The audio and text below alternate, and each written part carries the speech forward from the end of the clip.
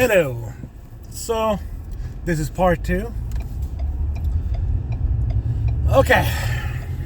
So, yes, in my part 1, I've basically been just criticize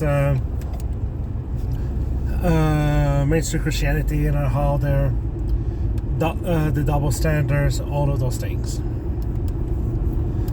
And now I am going to specifically deal some claims about Joseph Smith.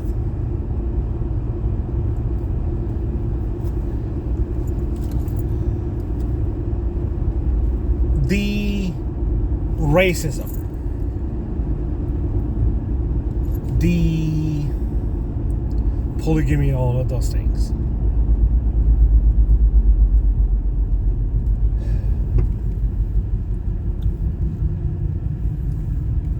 I recognize the racism of the church.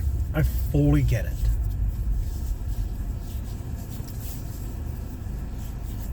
And I am not going to try to downplay it. It's there. It is one of those issues, especially since I'm progressive. I call myself a Christian anarchist. And I'm in the distinction that a true anarchist opposes capitalism. There's the anarcho-capitalist who tries to say they're anarchists, but any real anarchist, if you actually talk to any real anarchists, they will say, no, these guys are a fraud. They don't actually believe in what a core tenets of anarchism, and they try.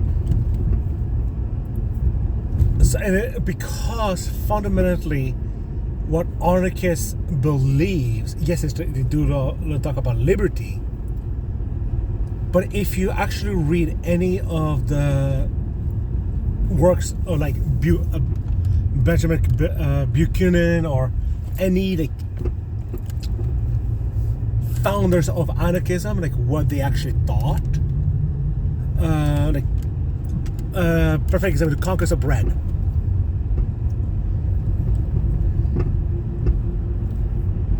They will recognize that capitalism relies on soft power to coerce people.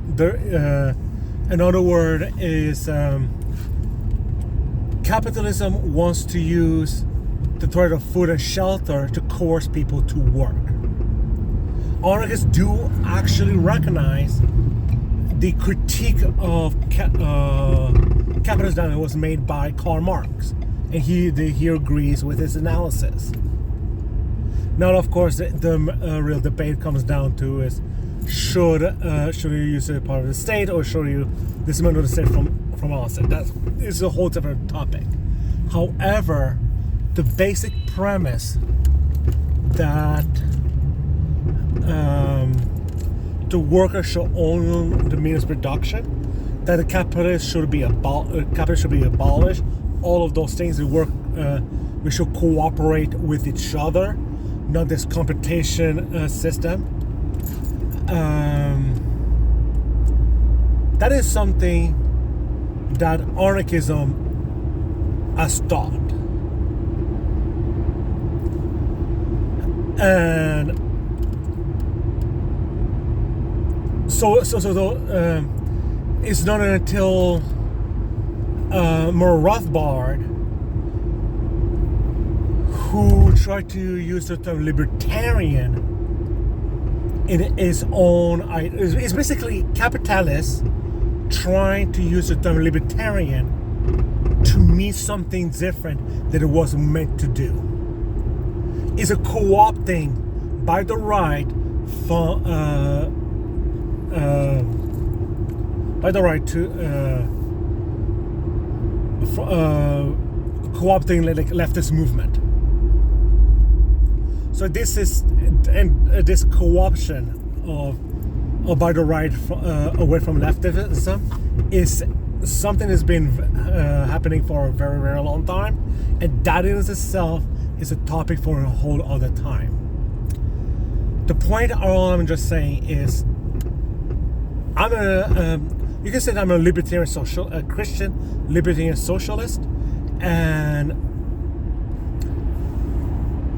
what is relevant is that I'm progressive. One thing that I will never do is denying evidence. If you show me facts, if you show me evidence, I will never deny those evidence, and I want to analyze those data, and I want to build my worldview based on that.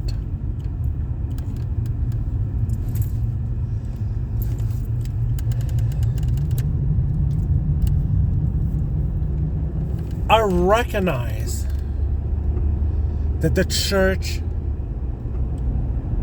has some major issue in its past. I fully recognize that.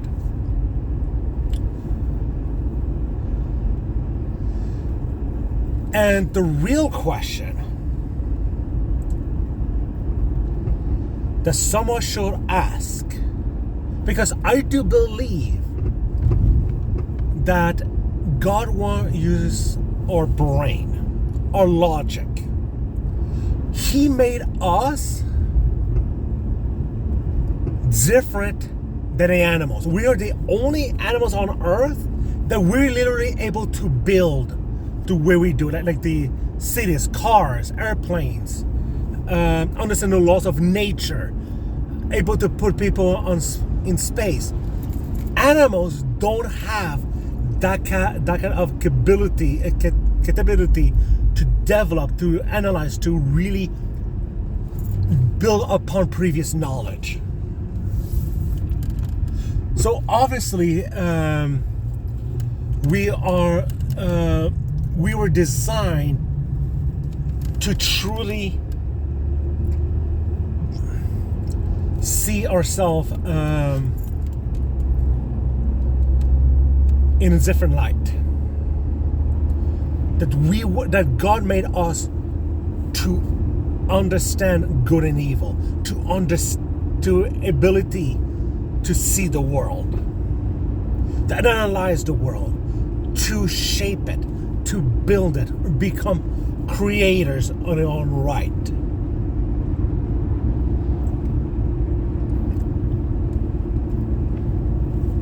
And I will always believe that God will always use logic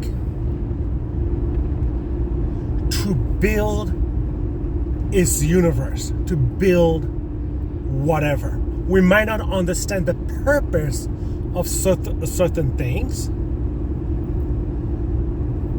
but in due time we will understand that purpose, because the laws of universe is so beautiful, so precise. I don't see there cannot be a creator behind how the universe operates. It's just mind-boggling, and he will not defy the rules that he has set up, but he was going to use the rules that he has already established in ways that we might not comprehend it, but it's still part of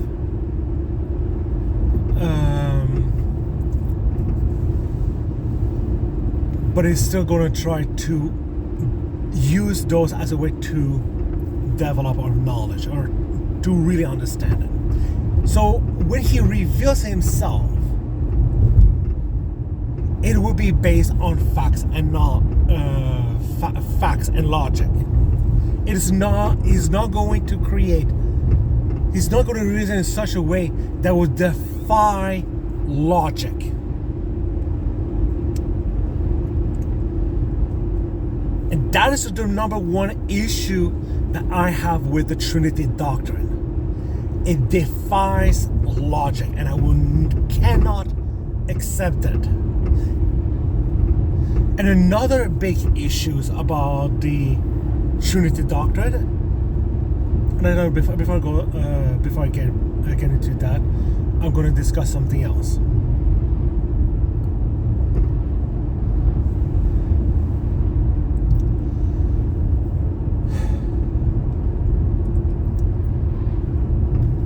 So the question is,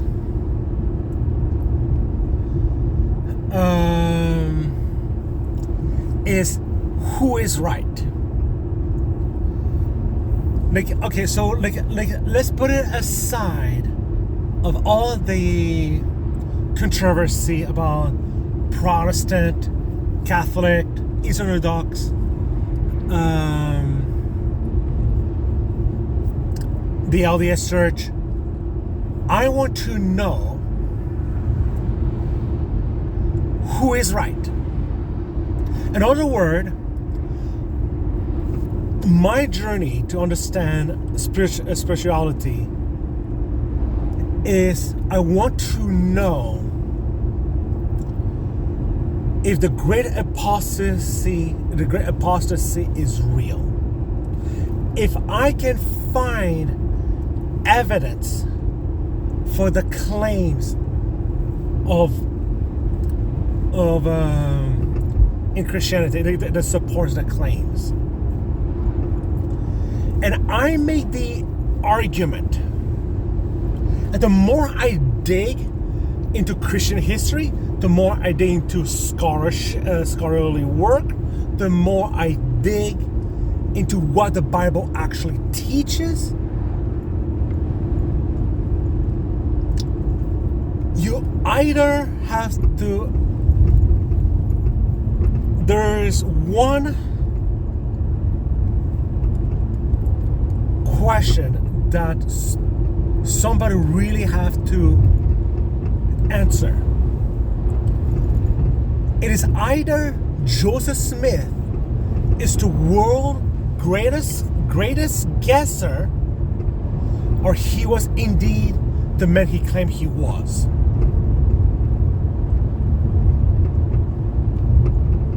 Because once you start digging into history, things starts to get really, really in favor in Joseph Smith. Despite of his moral failing, despite of what he did throughout his life, the doctrine that he taught is incredibly precise and spot on, time and time and time again.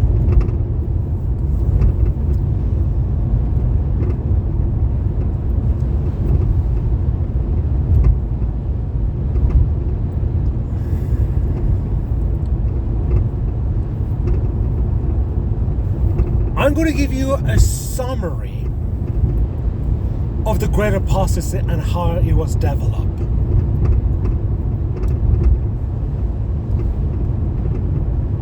Christianity, as time progressed, they started to create false doctrine. It was slowly building as time progressed. It started with things like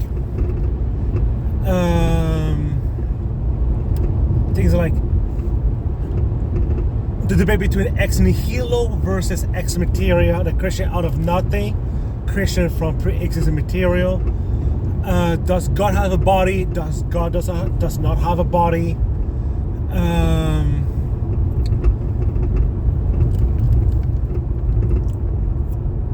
And I make this following argument.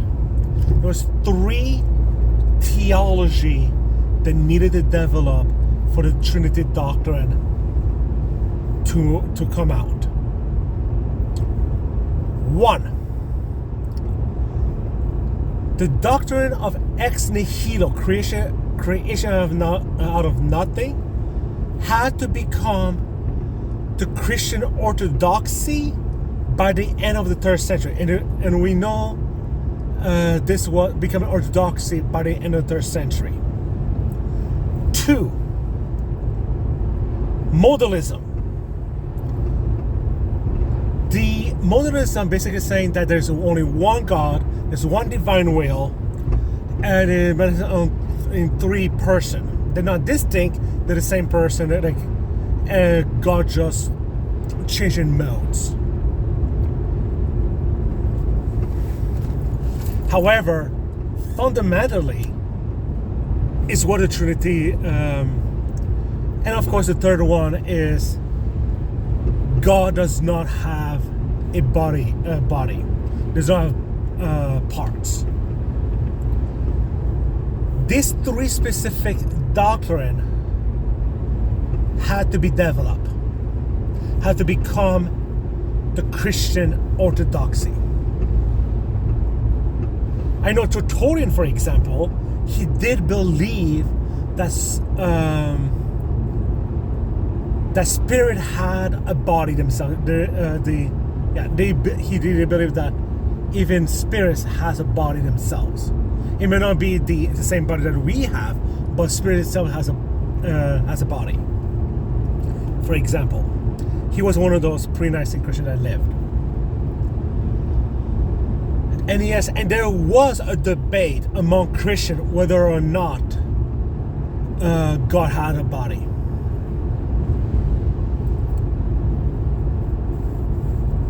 After the 1st century.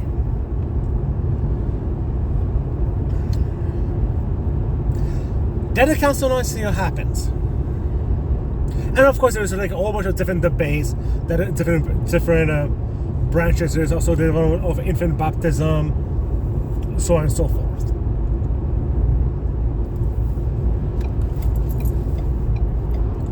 Here's the thing is, you started when the Nicene Creed was written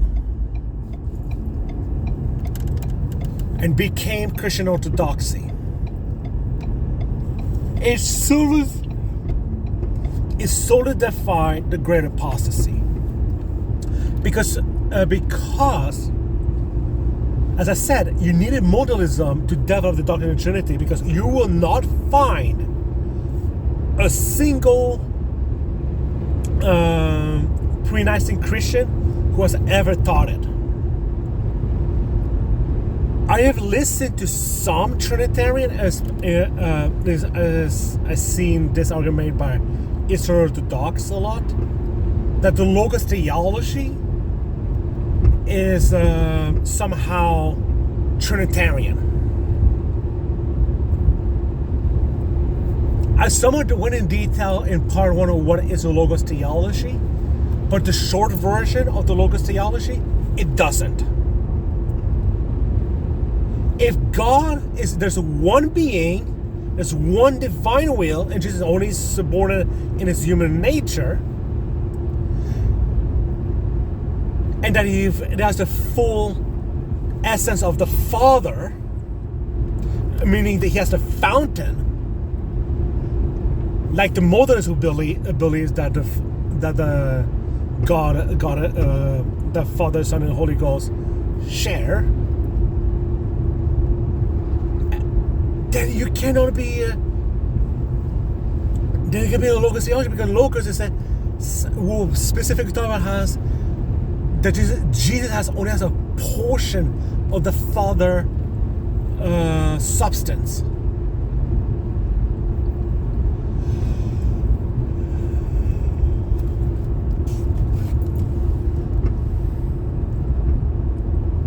It is a very important theology, and you can't say that the Logos theology supports the Trinity. It does not support it, especially when you say that the Father, the Son, and the Holy Ghost are co-equal, co-eternal, and consubstantial. well, if Jesus only has a portion of the Father's essence, then it cannot be consubstantial. If Jesus is subordinate in his divinity to the Father, then it cannot be co-equal. And they're also going to teach that Jesus did not exist in some point in the past. Yes, you're going to say, but he existed in Jesus in the Father's mind. But just because he existed in his Father's mind, it does not mean that Jesus existed. It literally says that until Jesus takes shape, becoming words outside of the Father, becomes a separate entity, he did not exist. He had no existence before he was created. He was before begotten.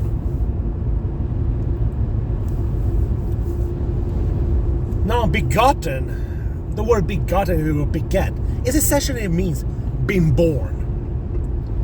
I have not seen a single evidence that the way the pre-Nicene Christian used the word begotten, beget, in any other way that they often use human, the way they beget children, as a way to describe how the Father begotten the Son. Now they will say it's not exactly the same way, because humans needed a father and mother to beget a child, but the Father didn't. Now, so again, there is the idea that God has a body of flesh and bone. Well, guess what? You had a Christian who believed it. And it was a debate among Christians that whether or not God has a body. Now, of course, when ex nihilo won out, the idea that God has a body also disappeared, which led to a lot of debate in the 4th century, which led to the Arian heresy and all that jazz. But it still does not change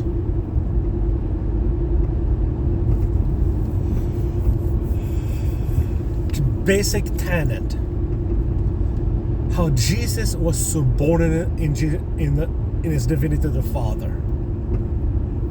That is what the Logos theology teaches. Now, if you start looking even more about the Bible, and often people will quote Isaiah 44. It says that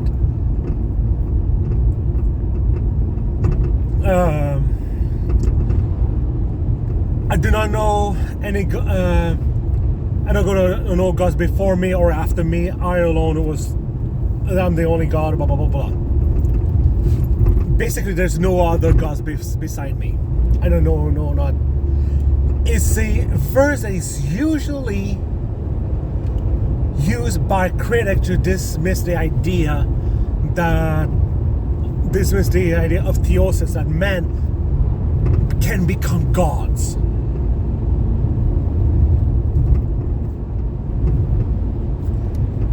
About that.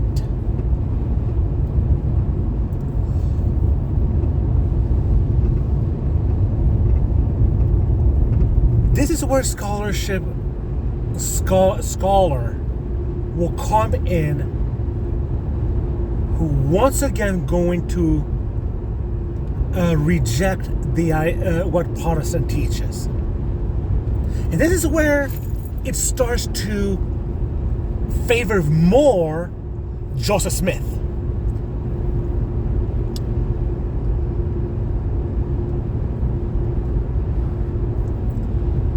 It is not a quantitative, statement, but a qualitative statement.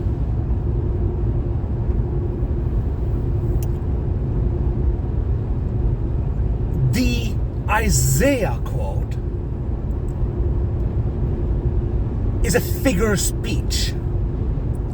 It was never meant to be taken literally. And this is one of the this is where mainstream Christianity, Trinitarian, always falls under the presentism fallacy. And they also another thing they love to use is the word concept fallacy when they read the pre-Nicene Fathers.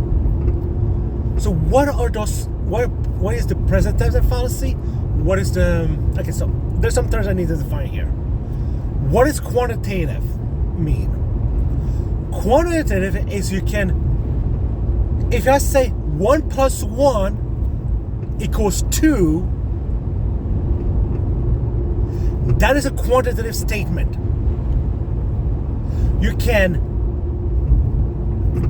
literally say that you can literally add a certain number. You can say this is right and wrong. There is no ambiguity in that statement. It's literally just you just make up a number. It's like it's black and white. There is no real behind the scenes kind of things. Like if I tell you that I have a carton of eggs, a dozen of eggs. That means that carton of eggs has 12 eggs in it. That's what it does mean. That's a quantitative statement. What is a qualitative statement? Qualitative statement is more ambiguous. It's more like saying,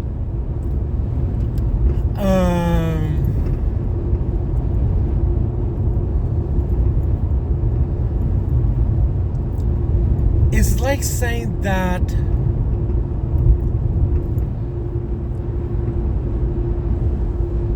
in relationship to other things, it is as if those things does not exist. For example, look, just using today's understanding. If I say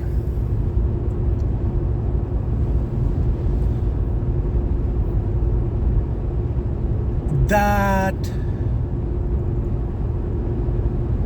the United States is the most powerful country in the world, there is no other country like it, does that mean that there's only one country in the world? There is only the US that exists? Of course not. It is a statement of ground saying that it's the most powerful, the biggest country in the world, like the most powerful country in the world. Russia is the biggest country in the world. That would be a quantitative statement.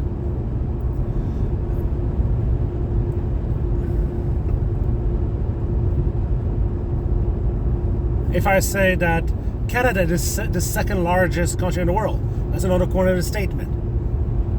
If I say, I'm sorry, I can still use a qualitative statement. If I say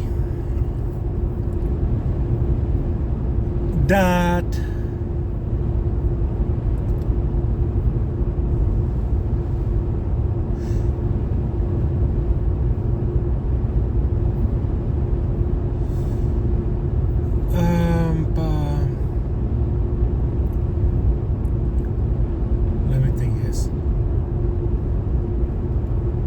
Toyota, or the best car manufacturer, and they make the best vehicle, and you should not buy.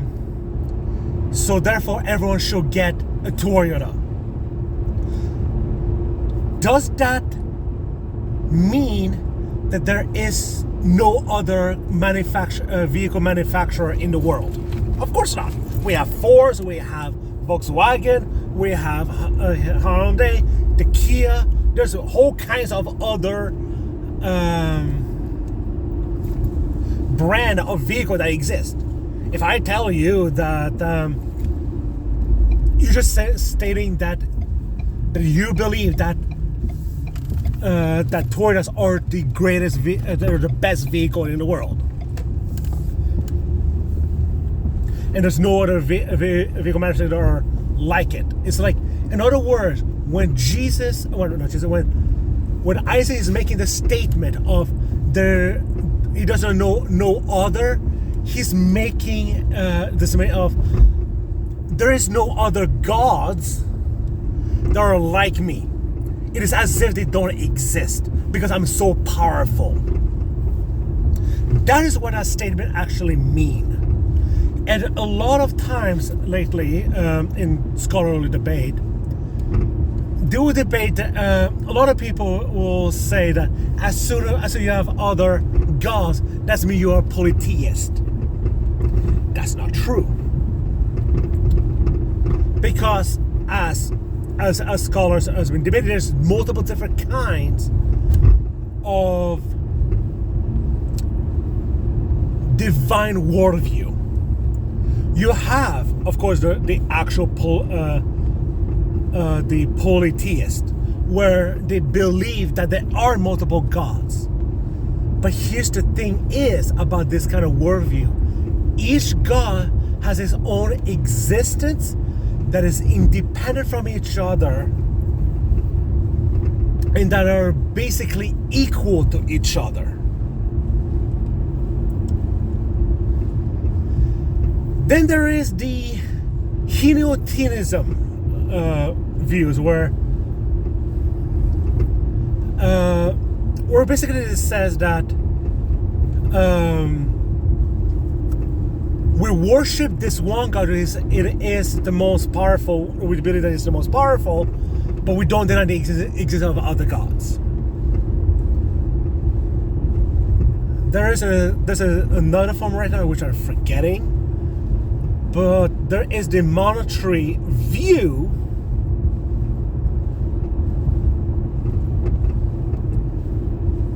where you have one God, but all of the other gods are subordinate to him.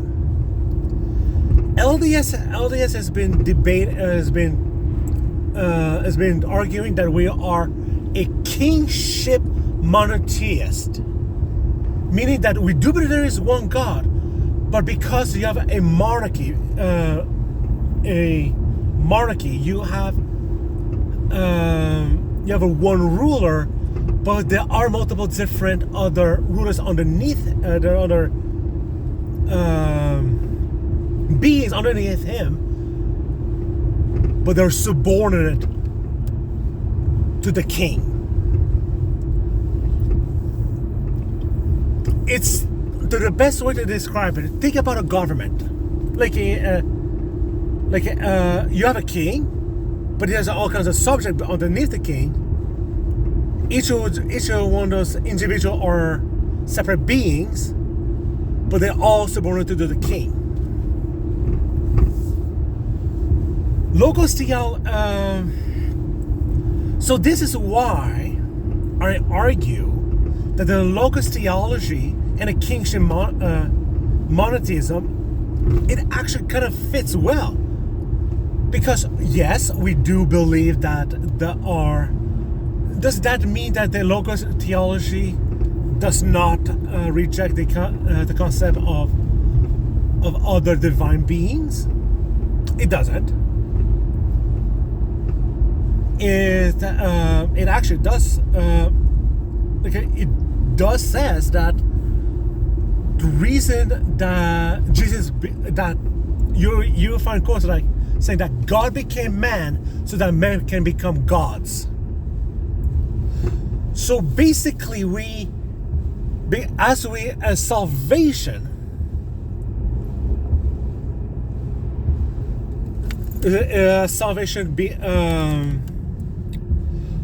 When we get salvation, we get eternal life, we become like gods, like God, like the Father. He gives us the power to create universe, to create the power of creation, the powers that He has to us freely, and we will sharing His divine essence. We will become like Him. And we're all part of His monarchy. So it fits really well with the Logos theology. Here's even more about the Logos theology. If you look my discussion with Robert Gurr, did Tertullian Taught the Trinity part 3 or 4, something like that. I didn't went in detail what is the Logos theology. I'm going to give a short summary in this video because there's other things I want to discuss.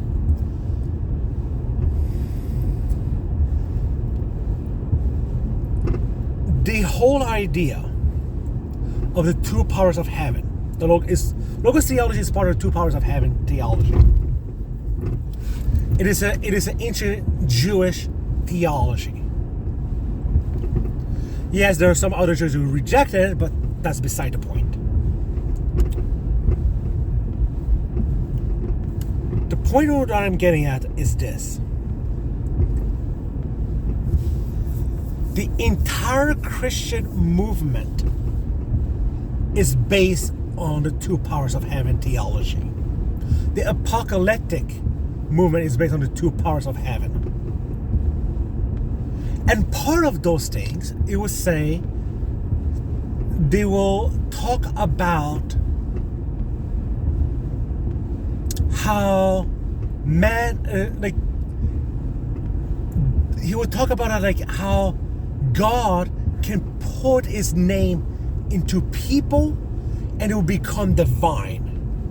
Angels or whatnot. It's like the reason that the angel of the Lord is so powerful is because Yahweh put His name in His angel. It also talks about things like a human, like Enoch, a mortal being. Not only he became an angel, he was elevated, he was exalted to the same level as Yahweh, and Yahweh put His name in Enoch, and it was as if Enoch was speaking with the authority of Yahweh. Think about that. We were told, Christianity says that you cannot become gods. Like if you use the same understanding of Isaiah, who says that man that there's no God beside Yahweh. Well, then how come Enoch literally become God?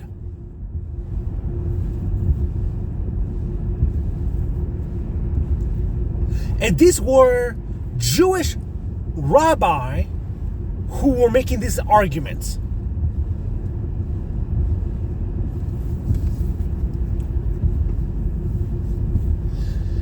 Now, he also talks about other things like how heaven and earth is basically two other gods. So you understand? It's a complicated topic, but I just wanted to give it something because the concept of divinity is there. And I do want to talk about a specific point about the curse of Cain and the Adam God theory. The theory.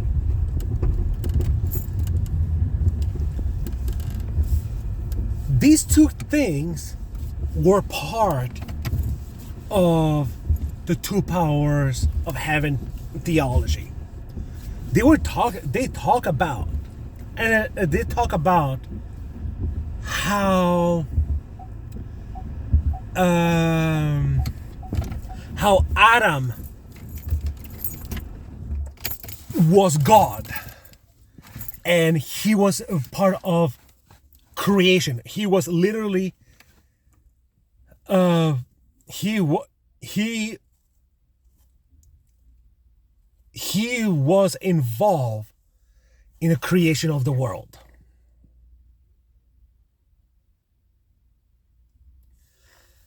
How did Joseph Smith got something like that right? And this book, the two powers of this two powers of heaven doctrine, is kind of like someone new scholarly work that is happening, and you can read the work. Like it's by a Jewish scholar named Alan Segal, and it's something that they delve in. But it is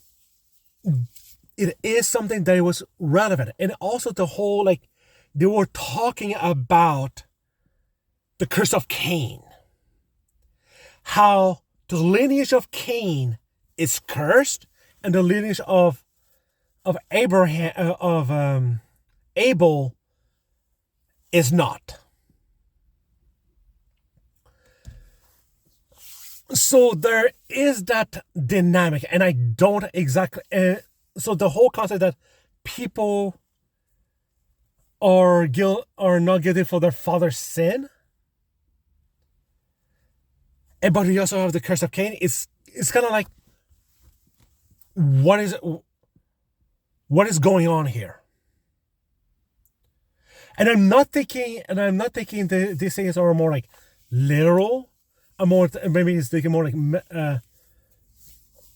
metaphorical speaking. There is something behind it, and I find it intriguing, and it's very fascinating that he's getting this kind of doctrine correct. Now, of course, the curse of Cain was very prevalent among Protestants and whatnot, but it was abandoned. But it's still part of our scripture. I know a lot of modern day LDS will try to deny it, but it's still part of our scripture. And the curse of Cain is still was a Jewish doctrine.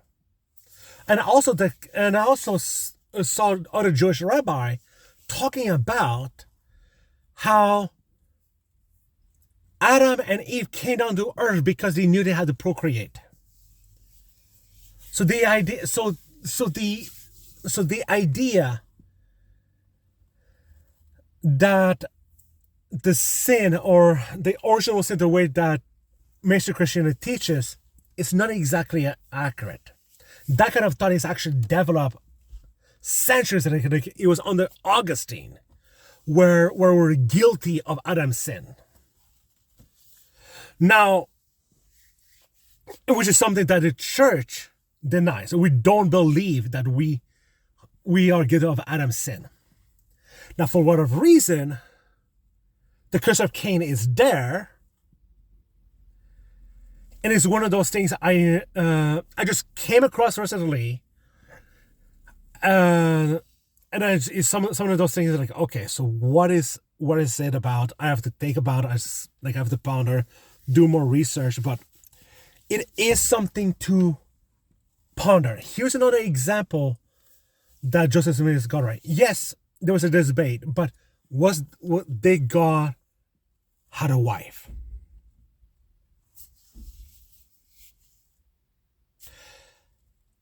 Well, I can tell you right now, the early Christian did not believe that, because God begot Jesus by himself. This is, if you start dealing with the Old Testament scholarly work, on the other hand, things get a little bit more complicated. You see, the Jews tends to manipulate the Bible to fit their narrative. We know this with more numerous reasons. A lot of Christian apologists do not want to acknowledge this, that the Bible has been tampered, but it has. We do know that the Second Temple period was it called the Josephus Temple Reform or something like that. Basically edited the Bible, the Old Testament, to fit a specific ideology where the center of power is in Jerusalem. Before that time, there were multiple different temples across Israel. Book of Mormon, if you talk about it, the time about the Book of Mormon,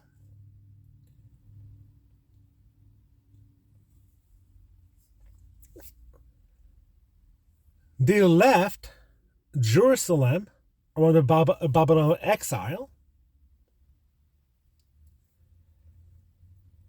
and they started to build temples in a new world.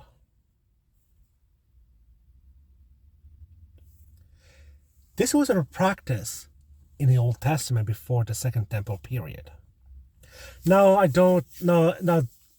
will admit I have not actually looked the specific data where is the Babylon exile, like when the Second Temple period, like I don't remember that on top of my head, but that's my point. You have example of multiple different temples in the Book of Mormon was a practice that was done in the Old Testament period before the Jewish the reform. Not only they did that, they also kind of removed God's wife. Yes, God had a wife. Her name was Asherah. The Jews worship Asherah as God's wife. It gets even better. There's a new book called the Anatomy of God. The Anatomy of God. It was done by a Bible scholar of Old Testament. Like it's Frankista Poropoulou or something. I know I'm butchering her name. I know that. I go Frankista or something like that. Anyways, beside the point. She actually talks about the body of God. That is, she did an entire study where she basically, there was like her doctorate, was like she did this entire research that changed the Old Testament understanding of God. To the point where she demonstrated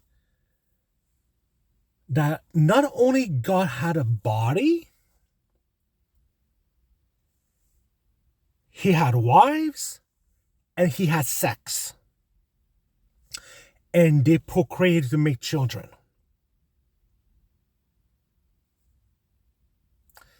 Think about that one.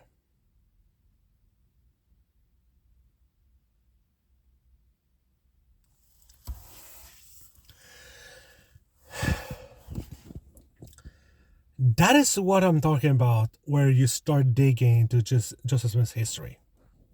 When you start comparing doctrine, you keep getting hit and hit and hit.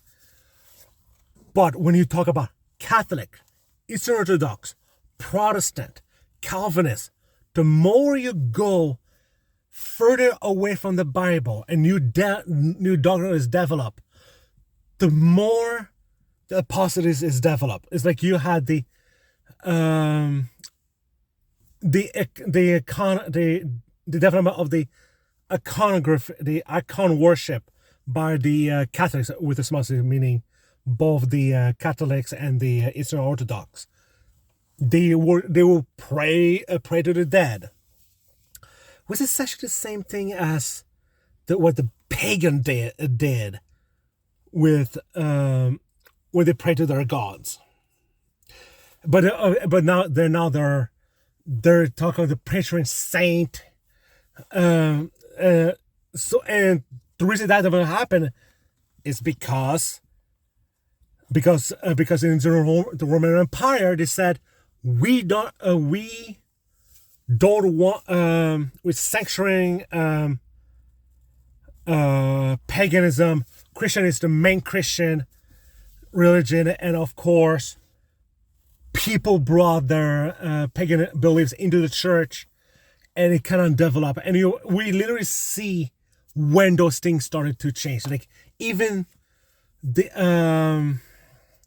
like on part one of my video of this video, the part one of this video of these two-parters, I was talking about how monergism versus synergism, Pelagian or whatnot. Augustine was a Manichaean Gnostics before he became a Christian bishop, brought Manichaean soteriology, basically was deterministic theology, mix it with Christian doctrine, bringing over to Christianity during his debate with Pelagius. I am shortening the history, and then the Reformation based their theology on Augustine.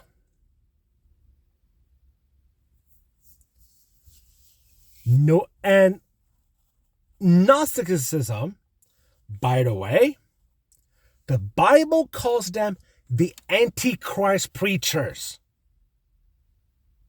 They were the enemy of Christianity. You're going to find quotes from the church fathers saying that those who denies baptism, not only did they deny the whole faith of Christ, they are Lucifer worshippers. Think about that one. And also the same people who believes in faith alone. You don't have to do any works. You have to believe to be saved. And also the same kind of thing, like gnosis, or like, oh, I am part of the elect, blah, blah, blah, blah. Oh, really? What's kind of an old thing? Election. They're part of the elect. They are enlightened. They didn't know that they are saved. And there's nothing what they can do to lose their salvation.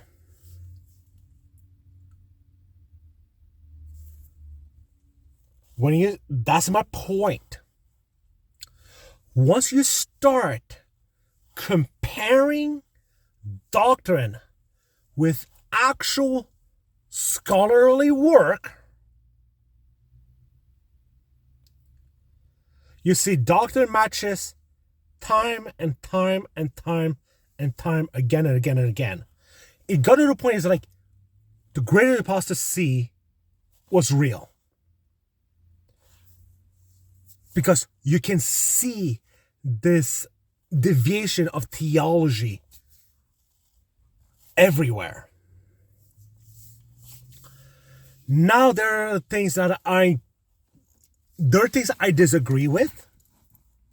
I'm still thinking that revelation still comes. I still believe that God that people misunderstand his point, his revelation, and he's keep revealing new things as time progress. And sometimes he reveals things through other people who are atheists or that kind of things that religious people do not actually get. Like a lot of racism. Like I make the argument that conservatism and racism always go hand to hand. It's like he was always a conservative who was supported of slavery. It was the conservatives supported the KKK. It was the conservatives who supported segregation. The list of things that conservatives on the wrong side of history is long and wide. But yet, it's always the conservatives tends to be the most faith in God.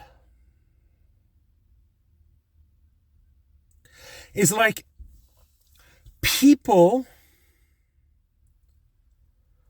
who are progressive, and I get accused that a lot. It's like, oh, the church, the LDS is building people to become atheists. And in part, they're somewhat right, because it is either Joseph Smith was correct, or I'm an atheist, because there's nothing, any other faith that they can provide that can come remotely close to all the things that Joseph Smith got right. There are things that I flat out disagree. Like, I disagree with the slavery in the Bible. I disagree with the sexism in the Bible. I disagree with the genocide that took place in the Old Testament. There are long lists of things that I flat out disagree with what the Bible teaches. I don't think, and it makes my head spin as to why God allowed those things. And I don't get it. And that's fine. I acknowledge that there are things that I do not agree with. Yes, I will acknowledge that I cherry pick what I like and what I don't like. And my basic premise is this: God is love. God wants to love each other. And loving, what are the two greatest commandments that Jesus taught? Love thy neighbor as thyself, and love thy God with all your heart, mind, and soul. What does loving thy neighbor means? It means that you want to have your fellow man to have a good life, to be happy, be joyous, be uplifting, not have this nihilistic worldview. They want people to find happiness. The gospel is meant to provide people joy, peace, love. There is no room for hatred.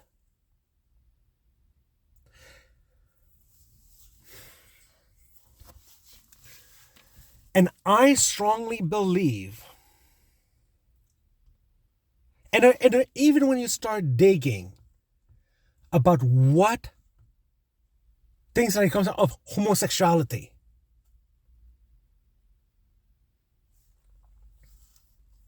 the Bible has no concept about what is more homosexual. People didn't understand what gender is or sexuality is within the last couple hundred years. It's a fairly new development.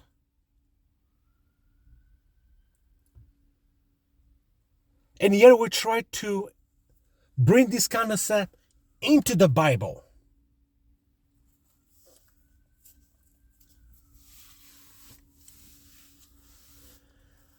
And I still somewhat believe it's like I still believe that marriage is between a man and a woman. I absolutely believe that. And I believe that exaltation takes place between a man and a woman. I strongly believe it.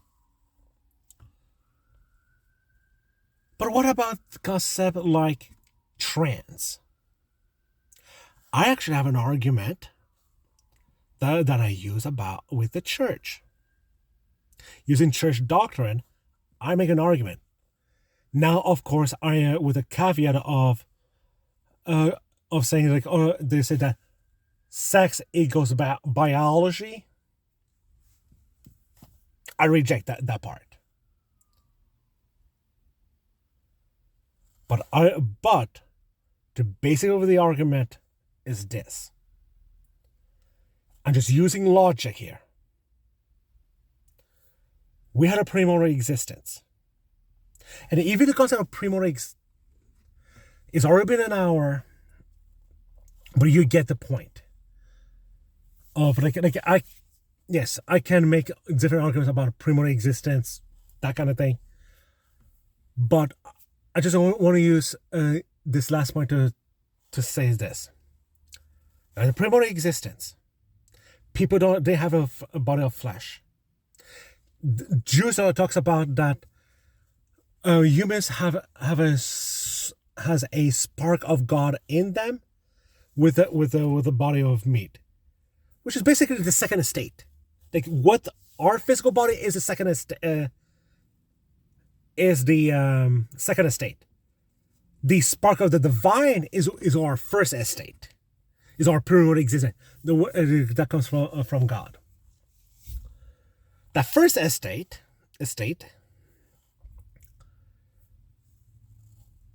has a gender,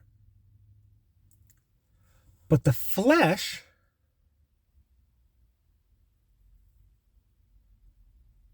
gave a wrong gender. You can have a soul of a man in a body of woman. You can have a soul of a woman in a body of men. For example,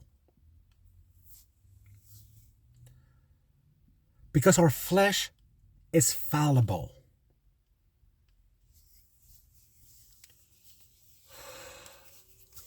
And we'll only get a perfected body in a resurrection. So yes, I do believe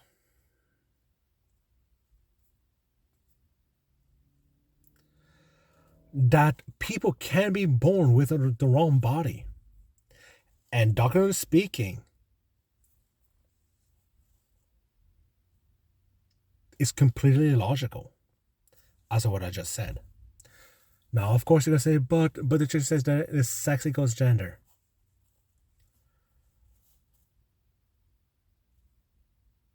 How?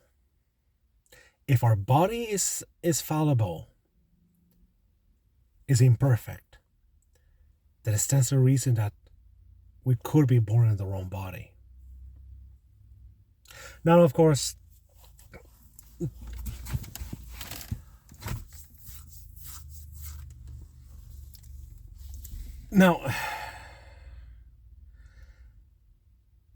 I hope I'm making my point clear.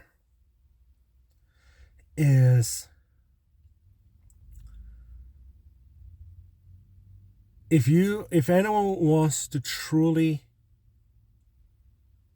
to understand who is right, then they have to compare their doctrine with history and try to be as unbiased as possible. And of course, this scholarly consensus is not always correct, but you have to engage with it, not just ignore it. Show why it's wrong. If you're able to show it, then the scholarly consensus will be able to move. That's how you gain new knowledge, how you gain credibility, how academia works. Is how knowledge is developed. You build upon previous theories. You don't simply just reject the theories that you don't like. And that is what the main issue with mainstream Christianity, because once I start analyzing through a scholarly lens, the entire worldview just collapses apart, left, right, and center. And I'm going to leave it at that. Have a good night.